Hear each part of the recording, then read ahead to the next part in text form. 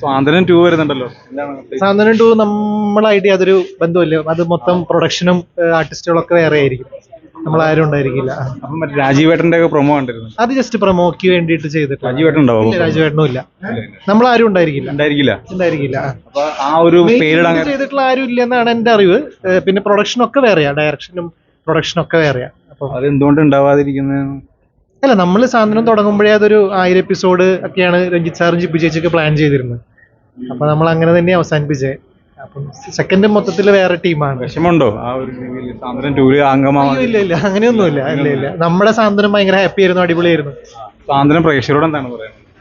സാന്ത്വനം പ്രേക്ഷകരെ അടുത്ത് നമുക്കൊക്കെ എല്ലാവർക്കും വീണ്ടും നിങ്ങളുടെ സപ്പോർട്ടും സ്നേഹമൊക്കെ ഉണ്ടാവണം. ഇപ്പൊ ഉണ്ട്, അതൊന്നും ഉണ്ടാവട്ടെ.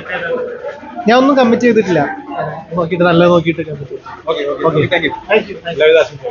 പരിപാടിയൊക്കെ അടിപൊളിയായിരുന്നു, സൂപ്പറായിരുന്നു.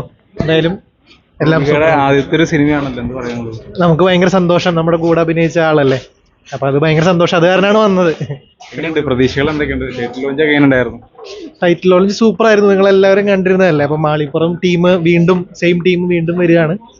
അപ്പൊ എന്താണെങ്കിലും മാളികപ്പുറത്തിനേക്കാൾ അപ്പുറം ഒരു വലിയ വിജയം ആവുമെന്ന് എല്ലാവർക്കും ഒരു പ്രതീക്ഷയുണ്ട്. നല്ല അടിപൊളി സാധനമായിരിക്കും. അപ്പൊ എന്തായാലും കാണാം.